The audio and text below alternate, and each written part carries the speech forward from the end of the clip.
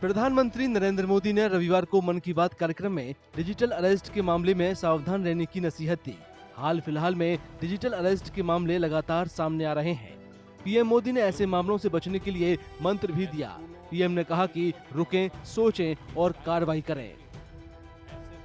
PM Modi ने कहा कि जांच एजेंसियां इस मुद्दे से निपटने के लिए राज्यों के साथ काम कर रही हैं, लेकिन उन्होंने कहा कि इस अपराध से खुद को बचाने के लिए जागरूक रहना बहुत जरूरी है।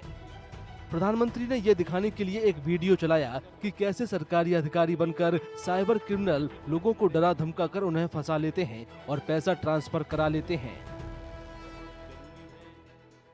साथियों, मैं फिर कहूंगा, डिजिटल अरेस्ट जैसी कोई व्यवस्था कानून में नहीं है।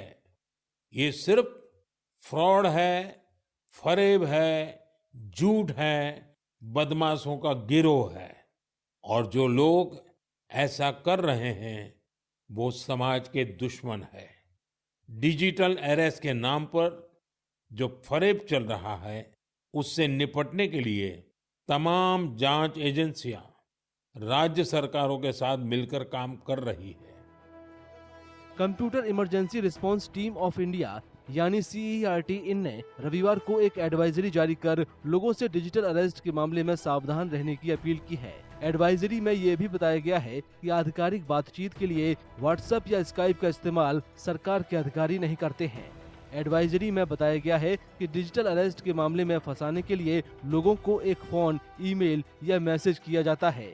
इसमें दावा किया जाता है कि उनके नाम का एक पार्सल पकड़ा गया है जिस पर चोरी या मनी लॉन्ड्रिंग का मामला बनता है।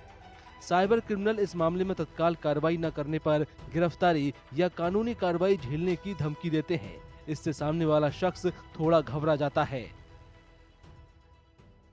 Digital arrest is the phenomenon of trying to put somebody in a sense of fear and panic, and thereafter going ahead and extorting money from the said person under some mistaken notion so as to make the said person become a victim of cybercrime.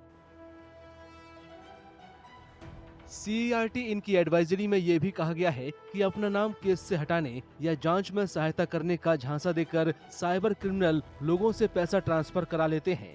Expert के मुताबिक घोटालेबाज किसी करीबी दोस्त या रिश्तेदार की आवाज सहित पहचान को क्लोन करने के लिए आर्टिफिशियल इंटेलिजेंस का भी इस्तेमाल करते हैं।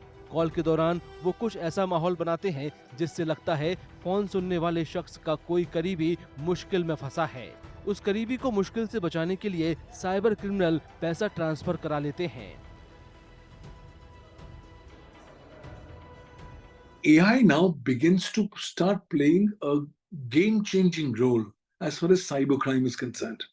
AI has come as God-sent gift to cyber criminals because AI can now be used extensively for the purposes of committing various cybercrimes, for the purposes of making people vulnerable to and target of various kinds of cybercrimes. So in a number of these cases, we are now beginning to see how AI is being used to come up with the digital fakes, with deep fakes, with all kinds of false information. Digital arrest होते हैं तो इसमें बहुत मोटे मोटे मतलब single victim मतलब हमारा एवरेज विक्टिम का कॉस्ट 2.5 करोड़ 3 करोड़ है एवरेज विक्टिम का कॉस्ट।